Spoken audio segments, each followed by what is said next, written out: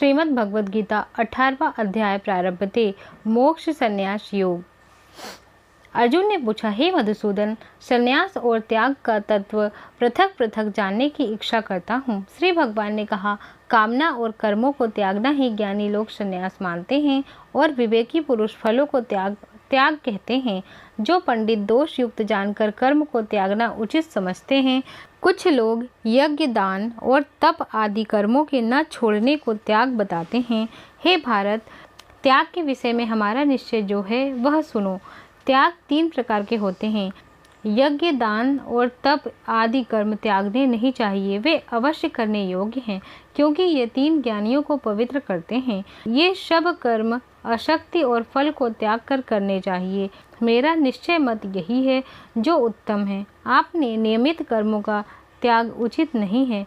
यदि मोहवश ऐसा किया जाए तो वह तामस त्याग है। कर्म दुखप्रद है, यह विचार करके शरीर के क्लेश के भय से जो त्याग कहता है उसे त्याग का फल नहीं मिलता।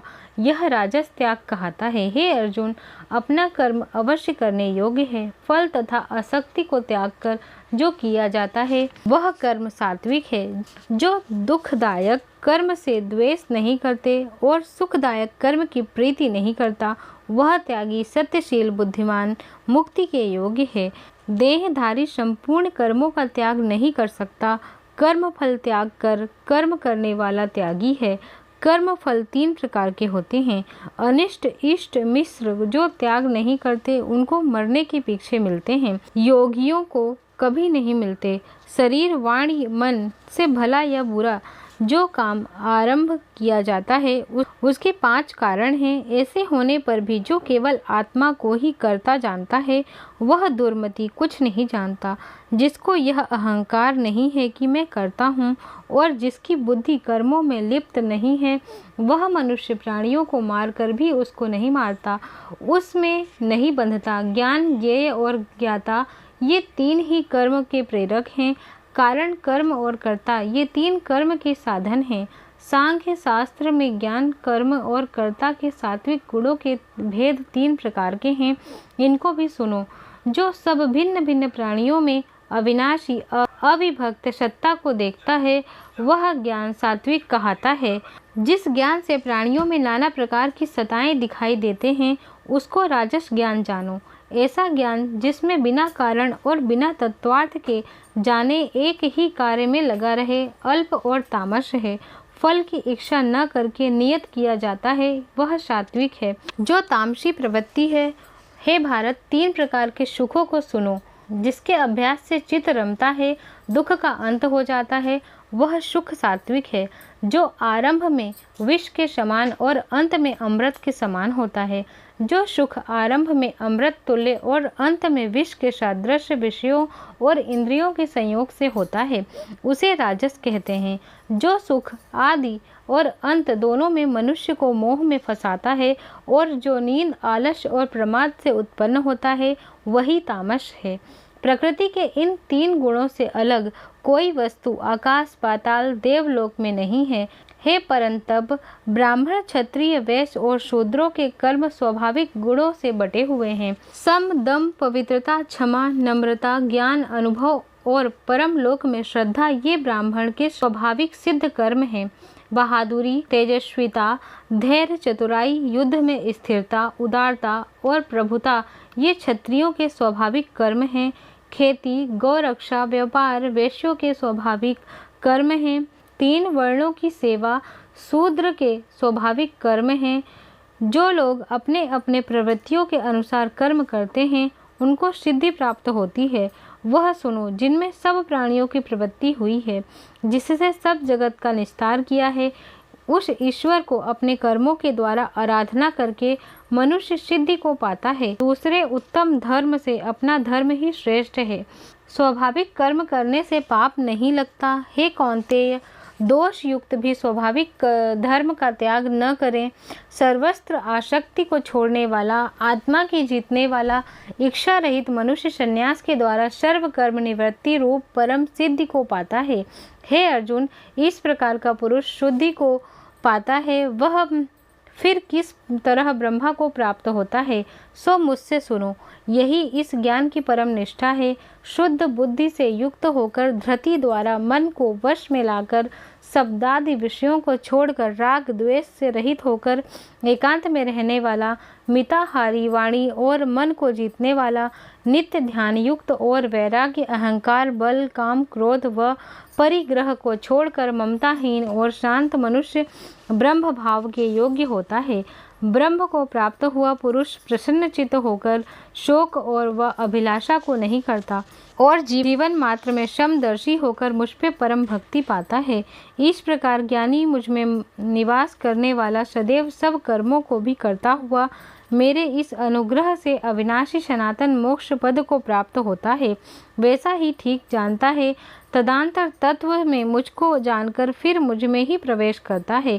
सावधानी से अपना मन मुझ में स्थिर कर और सब कर्मों को मुझ में ही अर्पण कर बुद्धि योग के आश्रय से निरंतर अपने चित्त को मुझ में लगा दे। मेरे में चित्त लगाकर मेरी कृपा से दुर्गम कष्टों से तर जावेगा। यदि अहंकार से मेरी बात सुनोगे तो नष्ट हो जाओगे। यदि अहंकार का आश्रय लेकर युद्ध नहीं करूँगा ऐसा मानते हो तो तुम्हारा निश्चय झूठा है, क्योंकि स्वभाव क्षत्रिय स्वभाव तुम्हें युद्ध में लगावेगा। हे कौन्तेय, जिस कर्म में अब तू मोह अज्ञानवश से करना नहीं चाहता, अपने स्वाभाविक कर्म में बंधा हुआ होकर बेबस करेगा। हे अर्जुन, प्राणियों के हृदय में स्थिर ईश्वरीय माया, ईश्वर उनको माया से इस प्रकार भ्रमा रहा है मानो सब यंत्र पर चढ़े हैं। हे भारत, सब भावों से उसकी कृपा से परम शांति और मुक्ति को पाओगे। यह मूढ़ और गूढ़ ज्ञान मैंने तुम्हें कहा है, इसे भली भांति विचार कर जैसे चाहते हो वैसा करो। सबसे गूढ़ वचन को और सुन, क्योंकि तू मेरा परम मित्र है, इससे तेरे हित की बात कहूँगा। मेरे में मन लगाओ, मेरे भक्त होकर मेरा यज्ञ करो और मुझे ही नमस्कार करो। इस प्रकार तुम पालोगे, यह मैं सत्य प्रतिज्ञा करता हूँ। क्योंकि तुम मेरे मित्र हो, सब धर्मों को छोड़कर केवल मेरी शरण में आ जाओ, मैं तुम्हें सब पापों से छुड़ा दूंगा। सोच न करो, यह मेरा रहस्य ऐसे पुरुष से जो मेरा तप न करता हो, मेरा भक्त न हो, सेवक न हो और मेरा निंदक हो, कभी न कहना चाहिए। जो इस परम गुप्त ज्ञान को मेरे भक्तों में प्रकट करेगा, वह मेरी परम भक्ति को पाकर अंत में निश्चय ही मुझ में लीन हो जाएगा। इससे अधिक मेरे लिए प्यारा काम करने वाला मनुष्य में दूसरा कोई नहीं होगा और उससे बढ़कर मुझे कोई प्यारा भी नहीं होगा। हमारे इस धर्म संवाद को जो कोई पढ़ेगा, मैं समझूंगा कि उसने ज्ञान यज्ञ से मेरी पूजा की। जो श्रद्धावान पुरुष दोष ढूंढे बिना इसको सुनेगा, वह भी मुक्त होकर पुण्य आत्माओं को मिलने वाले शुभ लोकों को प्राप्त होगा। हे पार्थ, तुमने एकाग्रचित्त से इस मेरे कहे हुए उपदेश को सुना या नहीं? अर्जुन, तुम्हारा अज्ञान से उत्पन्न हुआ मोह नष्ट हो गया या नहीं? अर्जुन ने कहा, हे भगवान, आपकी कृपा से मेरा मोह नष्ट हो गया और स्मृति प्राप्त हुई। निःसंदेह आपकी आज्ञा में स्थित हूँ और जैसा आपने कहा वैसा ही करूँगा। संजय कहते हैं, हे धृतराष्ट्र, मैंने व्यास जी की कृपा से साक्षात योगेश्वर श्री कृष्ण जी के मुख से इस परम पूर्ण संवाद को सुना। हे राजन, श्री कृष्ण और अर्जुन ने अद्भुत पुण्यकारक संवाद को स्मरण करके मैं बारंबार प्रसन्न होता हूँ। श्री कृष्ण भगवान के उस अद्भुत रूप को स्मरण करके मुझे बड़ा ही विस्मय हो रहा है। हे राजन, मेरी ऐसी धारणा है कि जहाँ योगेश्वर श्री कृष्ण जी हैं और जहाँ पार्थ धनुषधारी हैं, वहीं राजलक्ष्मी, विजय, ऐश्वर्य और अटल नीति है। इति शुपनिषद सुब्रह्मा विद्या योग शास्त्रे श्री कृष्ण अर्जुन संवादे संन्यास योगो नाम अष्टदशो अध्याय समाप्तः। 18वें अध्याय का महत्व प्रारंभ। श्री नारायण जी बोले, हे लक्ष्मी, 18वें अध्याय का महत्व सुनो। एक समय सुमेरु पर्वत पर देवलोक में इंद्र अपनी सभा लगाए बैठा था। उर्वशी नृत्य करती थी, बड़ी प्रसन्नता में बैठे थे। इतने में एक चतुर्भुज रूप व्यक्ति को पार्षद ले आए। इंद्र से सब देवताओं के सामने कहा, तू उठ, इसको बैठने दे। यह सुनकर इंद्र सह न सका, तेजस्वी को बैठा दिया। इंद्र ने अपने गुरु बृहस्पति जी से पूछा, गुरु जी, आप त्रिकालदर्शी हो, देखो इसने कोई पुण्य किया है जिस पर यह इंद्रासन का अधिकारी हुआ। मेरे जाने इसने तीर्थ, व्रत, यज्ञ, दान कोई नहीं किया। सोई बात बृहस्पति जी ने भगवान से कही। जब प्रभु ने बृहस्पति जी से कहा, इसके मन में भोगों की वासना थी, परंतु यह गीता के 18वें अध्याय का नित्य पाठ करता था। उससे उस समय देह छोड़ी। तब मैंने आज्ञा करी कि पार्षदों, तुम इसको पहले ले जाकर इंद्रलोक के सुख भोगावो। जब इसका मनोरथ पूरा हो जाएगा तब मेरी सायुज्य मुक्ति को पहुँचाओ। सो तुम जाकर भोगों की सामग्री इकट्ठी कर देवो। तब इंद्र और सब देवता आकर इंद्र ने सब भोगों की वस्तु एकत्र कर दी और कहा, इंद्रलोक के सुखों की भोगों की कई काल इंद्रपुरी के सुख भोग कर फिर भी भगवान की कृपा से सायुज्य मुक्ति पाकर बैकुंठ का अधिकारी हुआ। नारायण जी कहते हैं, हे लक्ष्मी, यह 18वें अध्याय का महत्व है।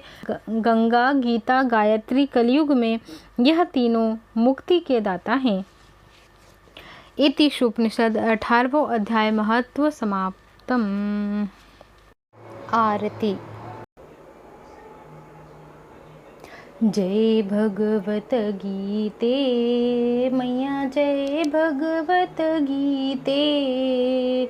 हरिः कमल विहारिणी, हरिः कमल विहारिणी, सुंदर शुपनीते मैया, जय भगवत गीते।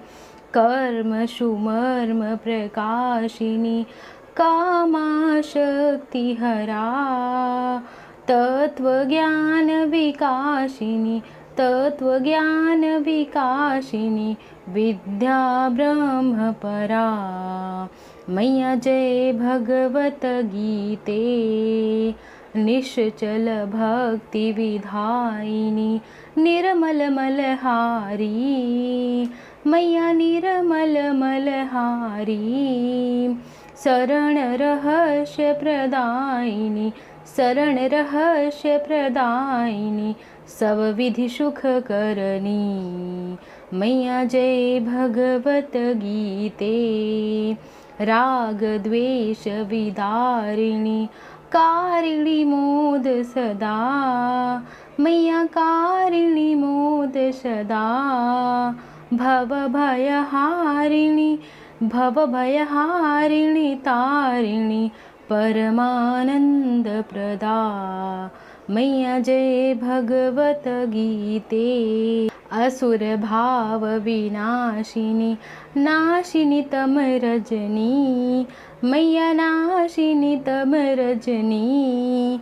देवी सद्गुणदायिनी, देवी सद्गुणदायिनी, हरिरसिका सजनी मैया, जय भगवत गीते। समता त्याग सिखावनी, हरिमुख की बानी मैया, हरिमुख की बानी। सकल शास्त्र की स्वामिनी, सकल शास्त्र की स्वामिनी, श्रुतियों की रानी मैया, जय भगवत गीते। दया सुधा बरसावनी, मातु कृपा कीजय मैया, मातु कृपा कीजय। हरिपद प्रेम दान कर, हरिपद प्रेम दान कर, अपनों कर लीजे मैया, जय भगवत गीते। जय भगवत गीते मैया, जय भगवत गीते। हरिः कमल विहारिणी, हरिः कमल विहारिणी, सुंदर शुभनीते मैया, जय भगवत गीते। बोलो भगवत गीता मैया की जय, श्री कृष्ण भगवान की जय।